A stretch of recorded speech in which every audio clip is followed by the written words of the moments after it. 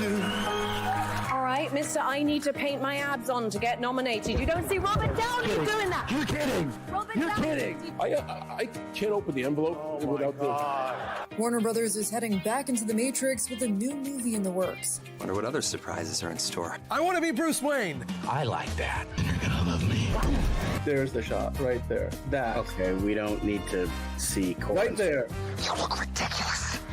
Well, not no more, he don't. What, dude? I can barely understand you. Your accent's insane. Give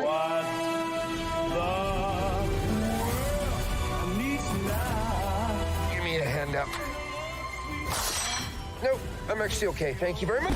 Oh, wow. Wow.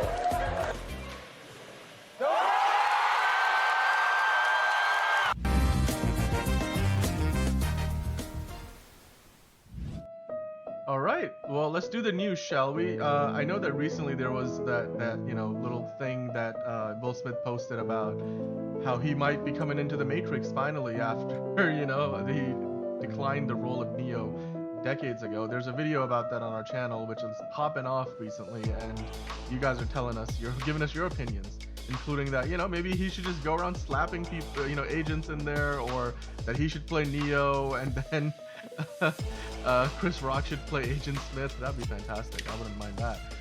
And then of course, some of you guys are just like, no, there's no need for it. The idea that, yeah, there's multiple versions of the Matrix, so you don't even have to do a reboot. But if you haven't already, go check that out. That was an episode of the news. But today on the news, you've got lots to talk about. It's a Friday, so we got to wrap up the week with what's been going on this week. Of course, there's stuff going on out in the world that isn't necessarily that the best stuff. There are houses burning down and just people having to evacuate out in LA. So we hope that if you are out there, that you're staying safe, and if you're in the line of fire, then you're hopefully able to evacuate to a safer location, and hopefully you're able to take your belongings and all the sentimentals with you, especially if you're near one of the fire zones. So we're wishing you the very best of luck. But in the meantime, we do have to get into the news. To do that with me today, I've got John. How are you doing today? I'm doing pretty good. Pretty good. Anyway, let's not get too far into that because we got a lot of stuff. Let's not do smolder stuff because we got a lot of shit today. We have a lot of shit to get to, and we got lots of shit. I mean, look, it's also be like 5 hours. We have also, basically logged on today a little bit earlier, just a little bit earlier than we usually do. So hopefully we can catch some of you guys who are not usually able to watch us live. It's a Friday. We want to, take a bit of time with our friends and family in the evening. So we figured we'd, get on a little bit earlier in the day. And then, of course, if you didn't get a chance to check us out live, you could still click on, yeah, exactly. Sleep is also good. You could click onto the video later on and watch it in your own time, as a lot of you guys do, and leave the comments. So we do enjoy that, of course. But John, let's get the news started here, shall we? So one of the big pieces of news this week was that Monday Night Raw debuted on Netflix. It's again Netflix's continued foray into live events, and it's finally got the WWE, one of the biggest live event companies in the world. They've been around for decades. Of course, you see John Cena on the screen over there. Yeah, can you actually see him though? Like, why is he always blinking when I pause? I'll try that again. Well, you can't see him. Oh, so there you go. That's perfect. Yeah, I know. I don't even know. There's nobody there on the podium. I'm just saying somebody's talking and somebody's asking questions, but I don't see anybody because the reporter's like, John, it's great to see you here. He's like, see me? I just love that he has hopped on board this trend after years of people just making that a meme online. He's definitely caught on to it. But hey, look, Monday Night Raw debuted on Netflix. It's gonna be now basically on Netflix, 3 hour long show, 8 p.m. Mondays Eastern time, that is. And the first episode, it looks like, drew in quite a few viewers. Now there were some numbers that Reuters put out. So I wanted to kind of quickly go through this because I felt like it was significant because, hey, look, streaming... I'm just going to catch some Z's here. I'm just saying, look, the world of streaming with the NFL having those Christmas games, Tom Brady's roast, there's Netflix is trying to have a bigger and bigger footprint. Each and every month they're signing on with new events, comedy specials, stuff like that. And now with the WWE, again, you have a significant presence weekly. Just a quick look at the numbers though. This is just the first week, so they can clearly grow from here. But it averaged 1.6 million viewers. The show did on USA Network up until the Netflix debut, and then on Netflix this week it averaged 2.6 million viewers. That's pretty much an increase of what, like 50-60%. It's almost double, quite frankly. So that's a big upgrade, of course, because hey, look, we live in an era now where while a lot of people still have cable, way more people have Netflix. I think we crossed that threshold after years of streaming being the disruptor. Now it's the mainstream. So with that in mind, I mean it was the highest rated, one of the highest rated episodes Monday Night Raw has had in a while. The highest rated episode they had last year on USA Network was 2.36 million viewers, and on their first episode on Netflix they already hit 2.6.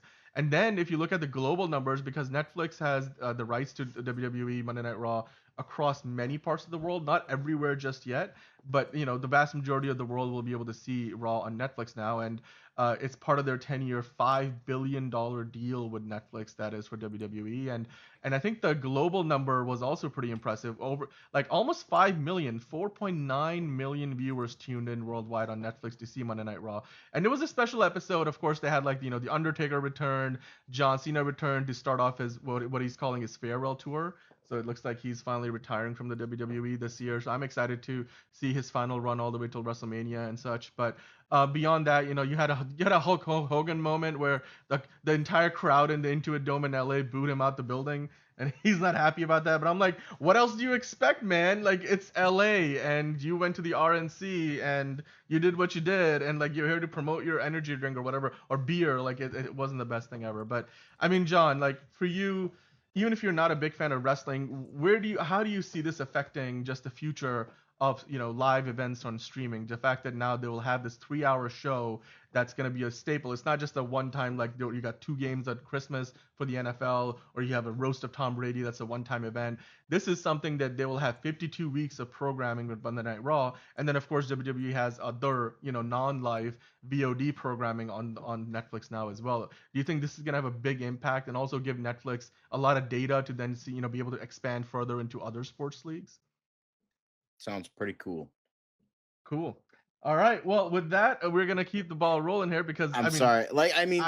Good on streaming. Like we're in like kind of the hybrid right now of streaming. I hope actually because as we all know, I'm a fan. Like when it comes to the cinematic experience, that's the thing I care about. I don't want streaming to take away from that.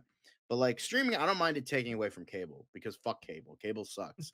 So as long as as we get one step closer to getting like all the sports on streaming stuff, one step closer I can get to convincing my dad to get better fucking internet so we don't have to keep paying for fucking Optimum. So I'm cool about that. I'm cool with that. So like whatever I'm cool steps with it they need too. to make is, I'm good with that. Yeah, I'm cool with it too. I mean, look, it's already there. Like, a lot of sports leagues already have streaming, exclusive rights. Even the NFL, which was like a latecomer, does that now. The NBA, has significant streaming rights. That's a big part of their new deals. We have got a lot of people in the chat right now. We got Caleb in here, honka honka Caleb. Of course, we got Kavari in here. Welcome on in, Kavari. We don't see you very often. And we have got Figure Drawing. He's saying WWE is for 10-year-olds with nothing better to do. 3 hours. I mean, dang. Well, I mean, look, I don't think it's just for 10-year-olds at this point. I mean, we've got Lenny in the chat. Hello, Lenny. We haven't seen you in a long time. This is why we go live early in the day, right, John? Because we want to talk to Lenny. Then Lenny's here. That's it. That's literally the only reason. It's completely our decision has paid off. We need like a celebratory clip of like when we get Lenny on, just like just like fireworks, and just be like thanks Lenny for coming on. And then it's just like a huge to do. We need a clip like that. Oh no, we do. I'm trying to see if we have anything like that already. I'm not being sarcastic. We love to have you here. We've missed you for the past couple of weeks. We've been very sad without you.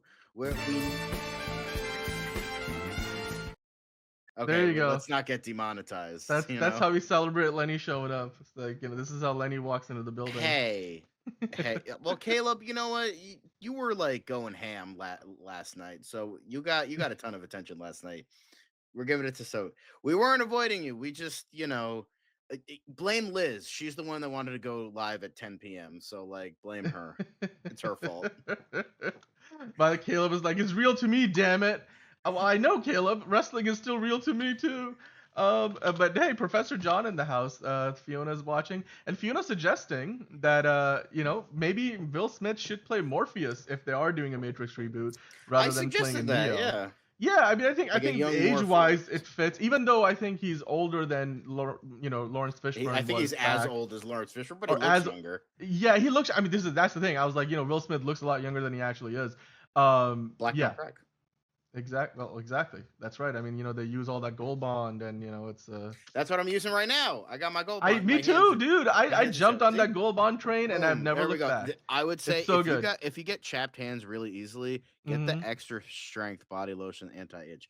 This shit is like this is why I have nice soft hands. I also have Beekman body cream. Very good to use, very moisturizing. Yep. This is that part of the show where we're like, giving you our best advice for skincare. Guys, like, you know what? Like, I'm sick of being the white ashy guy. I wanna like actually fucking moisturize myself. God forbid. Yeah, Fiona's like, I need that gold bond. Don't worry, I got you covered. I've got plenty of shea butter and all the other stuff that they got, Mince pies are great too. I could go for one right now. Melanie and Fiona are chatting it up. Thank you. Hosea's in the chat. Hosea XCI, good morning Hosea to you. And Fiona. Good morning to you. Oh no, Fiona, don't say that. I'm sure you're aging with grace. Yeah, she is. She's just being self-deprecating. She's Fiona, we don't do that. Just fine. We don't do delete that footage. We don't do that here. By the way, Kavari stopped by to say that not sure how a Lobo movie would work with a general audience. I did respond to that, but I said, like, if Deadpool 1 through 3 can work, Lobo can work. Yes. Yes. And we also got Nelson in the chat. Nelson, I know you're a big WWE fan. He's saying John Cena versus CM Punk for the WWE Championship at the December pay-per-view. I mean, we had that whole feud back in the day. Maybe we'll go back there. Maybe John Cena does need to cross paths with CM Punk one last time this year. We'll see. Caleb is like, I love aged milk, yummy chunkies. Well, I'll let you. We can save you the chunky milk. Yeah. Hosea saying, did you see the new photo of Superman? Man, he's handsome. No diddy. Yes, no, we will get into that. That is actually part of the show today. So we're starting off with the news as always, and then we will dive into some of the other, quick hits, and then of course we'll have DCU Daily proper. Not even like 10 minutes in, Lenny's already acting horny in the chat. Hey, Lenny, yes, just nom nom indeed, Fiona, is what I'll say. Anyway, so with that in mind, let's take a look at this graphic, shall we? Let's take a look at this graphic, guys. Culture Crave put up this. They put together this chart of all the big franchise movies that are coming out this year. Because of course, there's a lot of like other movies that are not on this list. These aren't the only movies you'll see in a movie theater this year. But as far as 2025 goes in the genre movie sphere, you see there's a lot of big franchise films. So I'm gonna like zoom into this a little bit. Paul Thomas Anderson's movie got delayed, so that's not happening anymore in 2025.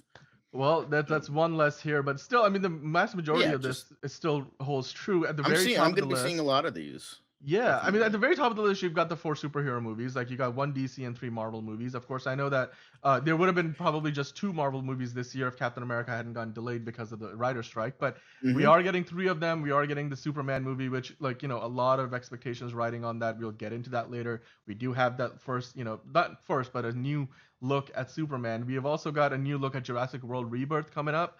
The Karate Kid Legends, that trailer is still living, rent-free in my mind. Mission Impossible: Really Final good. Reckoning. I saw some behind the scenes of like their shoot, how they shot some of the underwater sequences with Tom Cruise, and that looks fantastic. I'm excited for Mickey 17. I'm excited for Sinners. Sinners looks really good. Dude, Paddington 3 might complete one of the greatest movie trilogies of all time. I have a fan of that. The first 2. Everyone's saying it's like how amazing those movies are, and I'm like, I need to watch them. I haven't seen all of them either, but like I need to catch up. And also. Far left, not I Am Steve.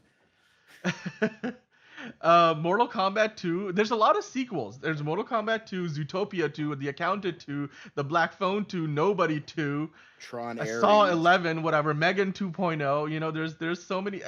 You see, the majority of the movies on here are sequels, Yeah, or now have you some kind see, of you can number kind in of the see Now You title. See Me 3, Avatar 3, Yep, Insidious Fire and Ash. 6. Wake Me Up Dead Man, A Knives Out mystery. We get another one of those. The SpongeBob movie. That's like the third 28 SpongeBob years movie. later, that's a third movie. Another Conjuring movie. There's Wicked for Good is a sequel. Yep. Den of Lilo and Thieves. Stitch looks interesting. That's gonna It make doesn't. money. Dude, Michael is gonna make $1 billion. That's like, there's 2 movies on this list which I don't think people understand how big they're going to be. And I mean, obviously Avatar, Fire and Ash will probably make more money than any movie on this list because it's Avatar. But when you look at Michael, and then when you look at F1, you see that at the top there, F1, and you see down below Michael. Those 2 movies, people don't realize just how popular F1 is around the world. You may not watch it yourself. Yeah, no, but Formula I know. One F1. is It's not huge. NASCAR. It's like F1 is. F1 is like on a soccer, different level. On like internationally. Yeah. It's huge. I mean, Lenny's saying Snow White is gonna tank hard. I mean, it's gonna have a tough path. I don't think it's gonna make $1 billion. Because here's the thing, it's an even split. I think personally, you have the people, you have like all the Disney adults and the Disney fans that are gonna go see it, like 100%. Where they go see everyone. That's why Mufasa's killing it right now too. So, well, mainly internationally, but with Snow White, because the thing is. It's just papyrus bold anyway.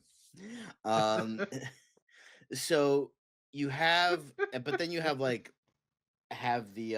we got to add that to the quotes. Then then the other half are like the people that are refusing to see it. They're like, this looks like garbage. There's no respect from Disney. There's no respect from the actresses involved.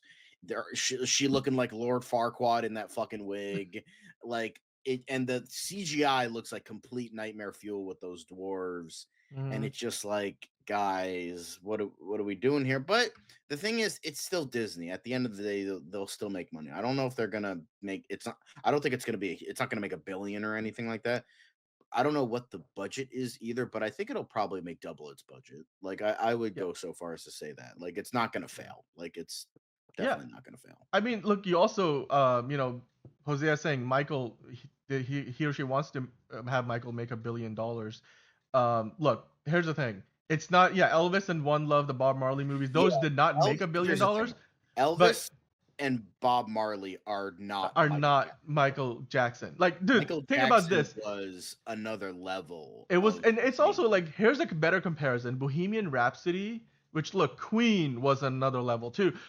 That movie, Bohemian Rhapsody, made like $900 million, and then of course Rami Malek like won Oscars and all that stuff. That I think is a closer gauge of where Michael will be headed. And Michael Jackson, look, Queen is one of the greatest bands of all time, one of the greatest, pop Freddie Mercury groups. is the greatest frontman of the all greatest time. the greatest frontman of all time, the greatest rock song of all time, Bohemian Rhapsody. They are one of the greats. But let's be honest, Michael Jackson is it's like tier of his when own. people talk numbers in regards to, oh look, Taylor Swift does this, Beyonce does this. Numbers don't mean fucking anything. Michael Jackson, nobody has ever unlocked that level of fame, and nobody ever will again. No, especially in the days of social media, nobody will ever unlock that level of fame. And he did all of that Michael in a Jackson world had. without social media. Without social media, exactly. It was so. Yeah. It's just people don't realize how big Michael Jackson was. You got Anton Fuqua, who's a great director. And you have his nephew playing him, and that looks. He looks like very much like him, like the mannerisms, the voice. I'm not excited for the only biopics I would say I'm excited for is, by the way, Benny Safdie's The Smashing Machine with The Rock. That actually looks really good. We might actually get a good performance from The Rock and not just him playing himself in 20 trillion movies. So there's that. I'm excited for Michael, and I'm excited for that boxing movie with Sydney Sweeney. That looks genuinely really good. Like that looks really interesting. And I know like 2 of those are boxing movies, but like boxing movies are really good. Like they are. It's done well. End all, clearly, yes, yeah. I mean, but dude, you're getting a lot. Again, there's a lot of sequels in here, right? Yep. And speaking of which, Nelson saying 28 years will be huge. I think it will be big. I don't know if it will be huge, but yeah, 28 years later, Wicked for Good, The Den of Thieves 2 By is the way, it out was this week. announced that Danny Boyle is going to direct the third movie in the 28 years. He's producing trilogy. the second. Yes, He's producing yes. the second, which is directed by Nia DaCosta, who Yep. did Marvels and the Candyman requel. She's directing the second one, The Bone Temple, and then Danny Boyle just announced he's coming back to direct the third one. So Yep. we're gonna have a Yeah. Star Wars sequel trilogy situation. Hopefully that's not the case, but Yeah. you know, I'm just saying like he's coming back. But I think he wanted Yep. a break, and then I think Nia DaCosta is a good director, but I just feel like she's been kind of let down by all these projects. So hopefully Bone Temple can show Yeah. off her talents. Yeah. But By I'm the way, we excited got. for Dogman. I don't care what anybody says. I am excited for Dogman.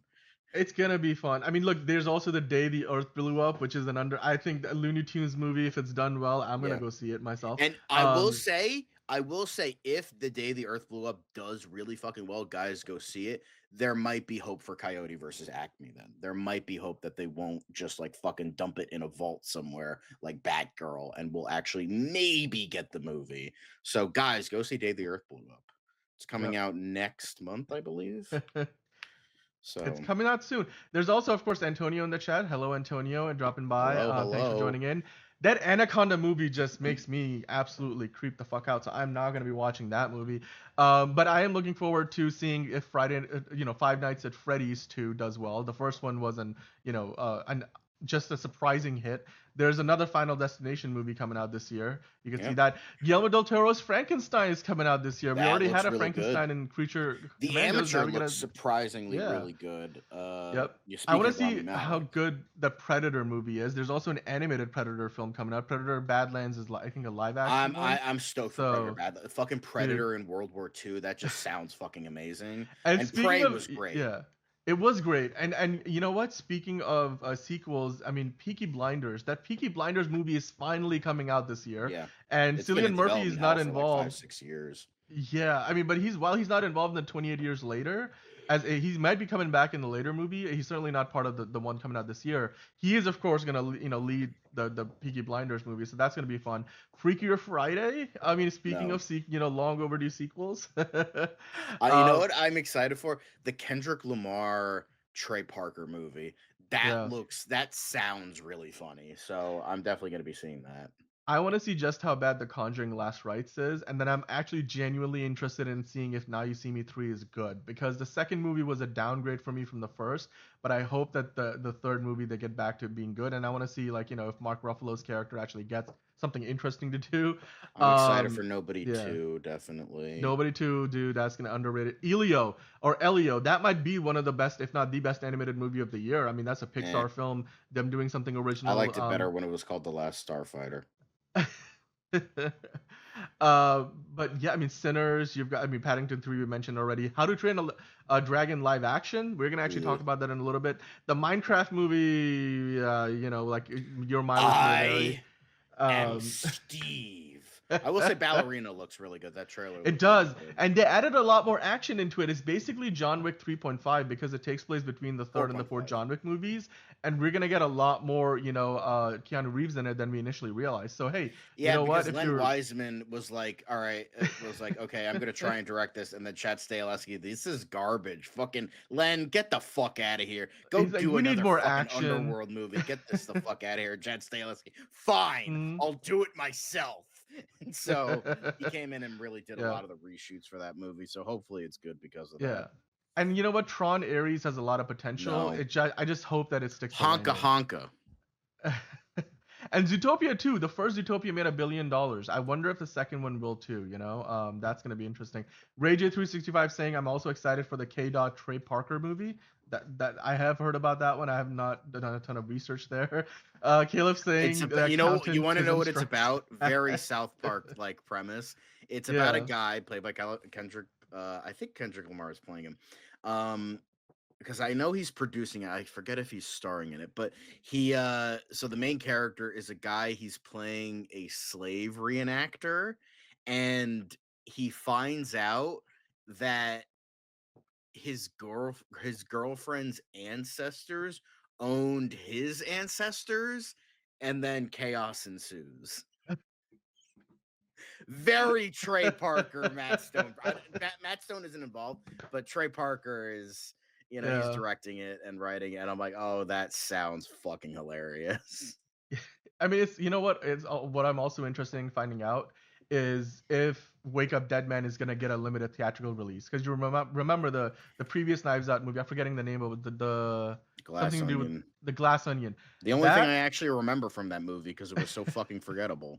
It did have a limited theatrical release, and it did really, really well. So I hope that Netflix does release it, because Ryan Johnson is like, I would like to see this in a movie theater.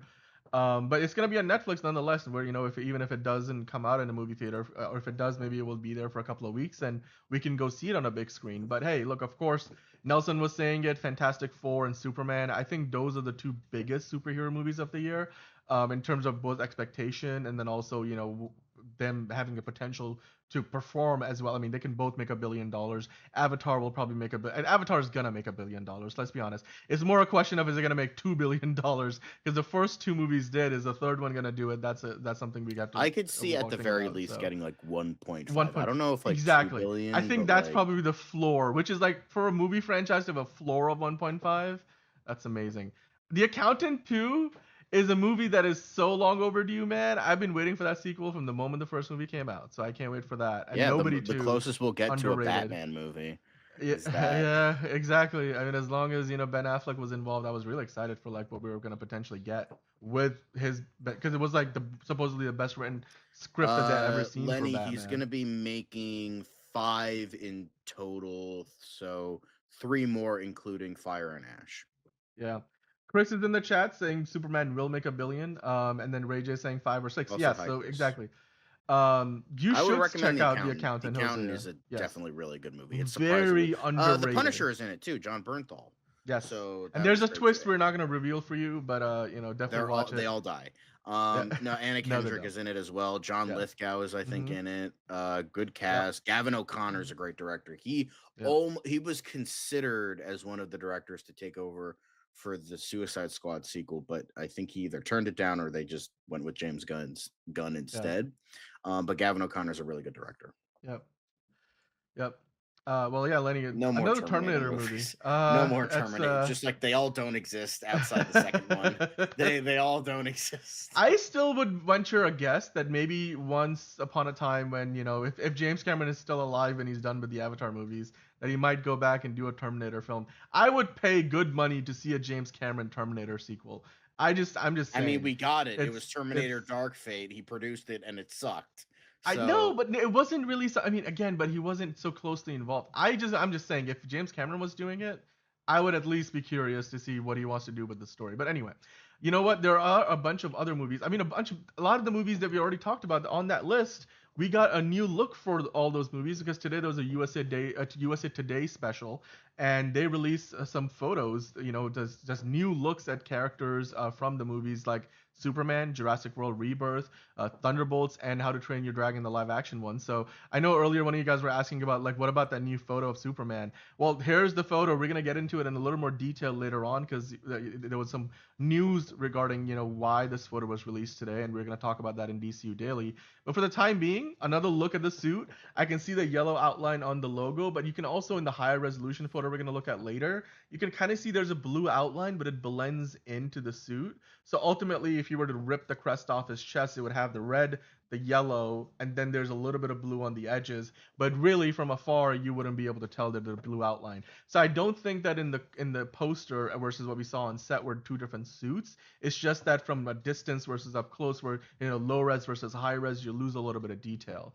But I've got, he looks fantastic here. This hairstyle matches closely to some of the behind the scenes shots that we got before from the one they were filming in Cincinnati. It looks like this is one of those shots from Cincinnati. You've got the people in the background there. So I'm excited. Again, another great look at Superman. John, what do you think about this, new look? Fucking goated. Let's go. Let's get another one for our boy.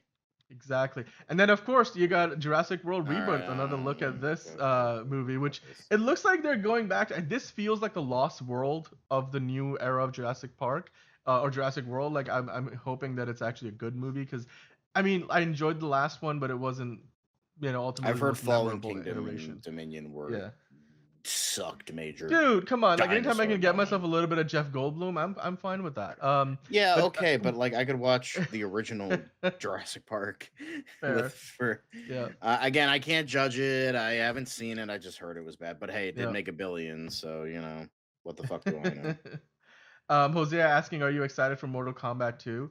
Yes, I am excited. It's gonna be a terribly paced, and you know, there's gonna be no script for it. But I'm just gonna love the action and the VFX because it did that so well. in the last I haven't movie, seen the so- first one. I was gonna watch Yeah. it, and then all my friends said it was really horrible, and they said Cole Young was like the worst thing since cancer. So I didn't end up watching it. Maybe I'll watch it in preparation for the sequel. Yep. The new look at Thunderbolts, I mean, it's pretty much looks like a screenshot from one of the trailers we got recently. But again, you've got Yelena Belova. You've got, I think that's the Ghost in the middle, right? Or is she? Yeah, that's the Ghost. And then you have what you would refer to as, you know, Walmart Captain America. But Wyatt Russell. He's a great actor. I hope he gets to, you know, shine a little bit more in this. Because I thought that, you know, they sort of, while they gave him a good arc, then in the back half of Falcon and the Winter Soldier, his character was a little wasted because there was a lot more potential, but Disney did not. I mean, it seemed like Marvel and Disney did not want to go. They too deep made into they the made the social villain commentary. the most likable and interesting So- character from that show. Yeah. But anyway, we also have another look here at the live action How to Train Your Dragon. I mean, again, this movie feels like probably one of the best, most well done live action adaptations of something Does that's it? animated.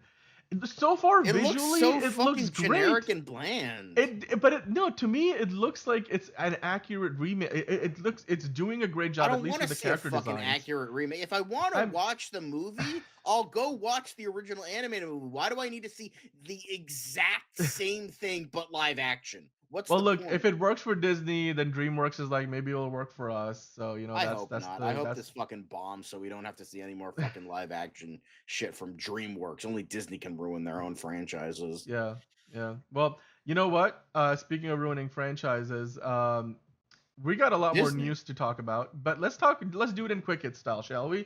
So let's hit that music, and we're gonna do some quick hits. So there's the elevator music, bossa nova elevator. Let's go. All right, so John, according to some rumors, Superman star David Cornsweet was spotted in the UK just days before Supergirl began filming. Of course, Supergirl is not begun filming just yet. It's starting to film, I believe Monday is 3 the days. day one. So it is literally, like you said, 3 days away. But do you think that David Cornsweet being in the UK days before Supergirl starts rolling cameras means that he has a role to play? Is he there for work or is he there for pleasure? What do you think? I think it's very convenient because the last time I didn't think this happened was when Tom Ellis was filming his cameo for Crisis. I was bent on him not being in it. Oh, it was just a like plot convenience. But now I'm not gonna say that. I'm gonna say I think he is filming a cameo. I think he's there to, you know, be there for Supergirl, because it would make sense that he gets like a small thing in the beginning. Maybe he's like, okay, Kara, you want to do this thing, whatever the story is, you go do it. I believe in you. Here's Crypto to help you out. And that's that. So yeah, I've learned my lesson. I'm gonna believe that he's there for the movie. Thank you, Lenny. Yeah. Obviously he is in Supergirl. I'm gonna believe he's there for the movie because it's way too fucking convenient that it just so happens David Cornsweet is in the UK. He's probably gonna have a few scenes that are shot on the Yeah. Leavesden studio. I lot, so then think we'll it's see. more than Yeah. a cameo. I think he's gonna get a Yeah. small role. Yep, it will probably be a large. It will be a bigger than a cameo, but it won't be like a featured role in the movie. But he will be in the movie, I think. I agree with you, Lenny and John. So, of course, we looked at this image earlier, but I found this interesting. Jonathan Bailey's career seems to be taking off, rising fast like a or a pterosaur. Yeah, pterosaur. A Jurassic reference there. Of course, he was recently in Bridgerton, then he has jumped into Wicked, and now he's in Jurassic World. The guy's in demand, but I mean, not a lot of people noticing him. He's not like, at the same level as I'm forgetting his name right now, Glenn Powell. But he's definitely working his He way kind up. of looks like Dan Stevens, like A little bit, right? like Yeah. brother here a little bit. he might be a breakout star of the movie because he's alongside Scarlett Johansson and Mahershala Ali, two very well-known award-winning actors. I forgot he's gonna be in that. He is. Yeah, he's got to put they got to put Blade on ice for now because he's doing Jurassic World Rebirth. He put the Blade on the ice a long time ago, man. I don't know if he's going back to pick it up anytime soon. No, I don't think. I think Jonathan Bailey could be a good Bruce Wayne. I don't think he could be a good Batman.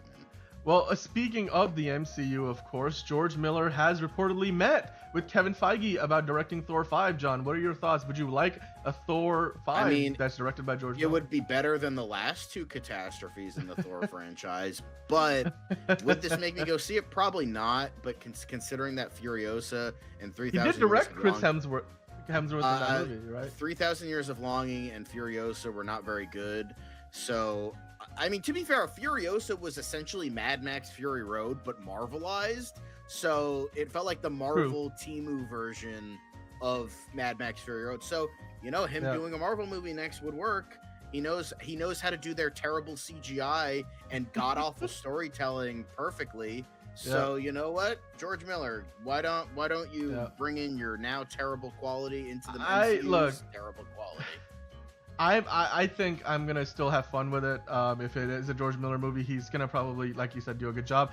Fiona pointing out that yes, Jonathan Bailey was in Fellow Travelers, a good show. It's a great show. I think it's on Amazon Prime.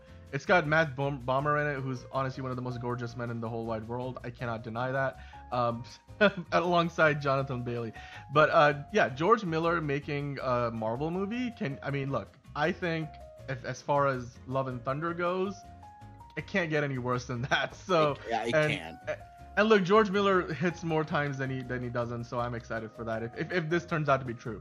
And then Ray J saying Furiosa was great in his opinion. So I mean, hey, look, a lot of people I'm did the outlier. like it. I'm one of the idiots. Unfortunately, the movie didn't make any money, so like it is what it is. And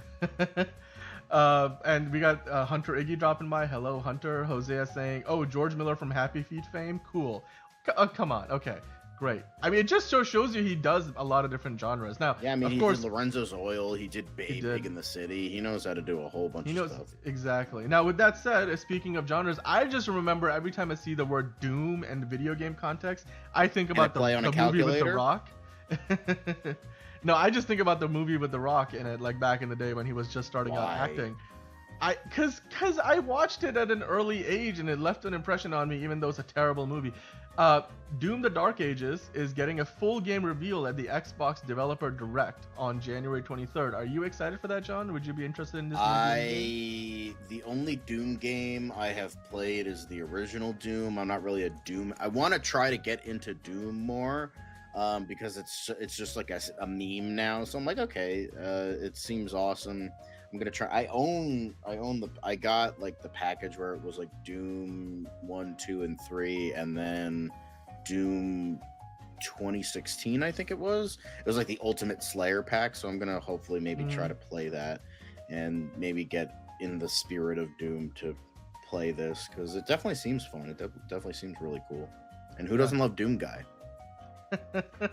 Yep. And now, speaking of video game news, Assassin's Creed Shadows has been delayed to March 20th. Total quality wise to the shit end of the stick. Now we have this controversial sack of shit that got delayed. What a surprise. So yeah, well, we'll leave that there. And tonight, if you are watching TV, then you might be excited to watch Abbott Elementary crossover with It's Always Sunny in Philadelphia. It premieres on ABC tonight, John. Is that something that interests you? Are you a fan of either of the shows? Both of them, Emmy award-winning shows, of course. Didn't this already premiere? Did it? I don't know. Is it? I might be a day behind on this, but hey, would you watch the crossover if you haven't already? I mean, I don't watch either show. Yeah, this premiered 2 days ago, Dan. This is really late. Oh well, the news is a bit late. We're gonna keep the ball rolling. This is from today, or I was late last night, but Jason Statham, he's clocking in and kicking some butt in the first trailer for A Working Man. He's just a working man, right? Or is he? March 28th, he's not kidding. He's gonna beat up. I just love Jason Statham's movies because nowadays he just knows what he does well and he sticks to doing that. And I just love hearing the accent every once in a while. I know, like, oh, only Jason Statham sounds like that. Are you excited? Did you watch the trailer? Did you have fun? No, do you I'm think not this will watching be... this fucking garbage. This is just like Dude, Beekeeper Part 2. This is directed by David Ayer, who directed, of course, Suicide great. Squad. The guy and who then, directed Honka Honka. Yeah, I mean, he also directed Beekeeper last year with Jason Statham. So I'm which like, also you know what? sucked. So like, stop. David Ayer, stop doing bargain bin action movies. Yeesh. Look, Beekeeper made a Thank good you, amount of Lenny. money. I'm bored of Jason it's, Statham. I'm bored of his fucking bald ass head giving us a bad name. Get the fuck out of here. Well, there's also the new Reacher Okay, trailer. We speaking talked of about good it a few action, days ago. Here we go. Reacher Liz season isn't 3 looks amazing because it's, again, he's just out there now. This time he's working with this team to take down some bad guys. And at one point, his favorite sidekick, who's getting her own show by the way on Amazon Prime, she's like, I finally understand who you are. You like to you like to go find bad guys who think they can get away with shit and show them that they can't. And he's like, you just figured that out? I'm like, yes. We all know that's what Reacher does, and that's why we watch this show. It's a simple formula. It's the whole John Wick thing. Where you want to there's a reason that beating up bad guys. the man behind, I'm forgetting the author's name, but there's a reason that he's written like fucking 25 novels, Reacher novels. Yep. They sell well, man. And then this is obviously another adaptation of one of the books. So I forget the name of the book that is being adapted for season 3. But the trailer looks fantastic. It's basically Reacher doing Reacher things. Lee Child, yes. But he's the author of all the books. But I mean, of course, this is the season where, we have like somebody who's twice the size of Reacher, which just to me seems very interesting how that, because it looks like they are gonna have a pretty big fight at some point in the show. He takes a few punches from the man. He's like, oh my god, this guy not only benches as much as I do, but he hits a lot harder than I can. So how do I level the odds? Speaking of leveling the odds, The Penguin has been having a lot of success recently, and a lot of people compared it to The Sopranos. The Sopranos, one of the greatest HBO shows, one of the greatest TV shows of all time, premiered 26 years ago today. John, did you watch this show? Were you a fan of it? And what do you think about the legacy of the show? My dad watched the show. Said it was great. I'm sure it's an amazing show. I'm just too lazy to watch it. Well, hey, also Persuader was the name of the Reacher novel that's the basis for that's being adapted for season 3. Yep. Yeah. Bad Luck in Trouble was the first one, and then so good times. Reacher I'm excited for, but Sopranos, amazing show. I just haven't seen it. I'm sure it's amazing. My dad says it's amazing. Everyone says it's amazing. Seen all the memes. That's the extent of my knowledge is memes and gabagool, and that's it. Gabagool. It's basically what Colin Farrell watches every day before he goes on set to play the Penguin. It gives. I want to get out of this fucking suit. Well, I mean, with that, we're gonna wrap up the news and quick hits. So let me hit a stop to that music. But if you did enjoy that, and you can hit that like button for us. It's not Tom Clancy, Caleb. Although they are doing a lot of Tom Clancy related stuff on Amazon Prime too, I believe, right? Like that's the other stuff. That's with like Alex Cross and all the other projects. Oh yeah, I heard Cross. Yeah. But hey, thanks for watching the news. Thanks for watching Quick Hits. We'll bring you the latest news again, 5 days a week, Monday through Friday.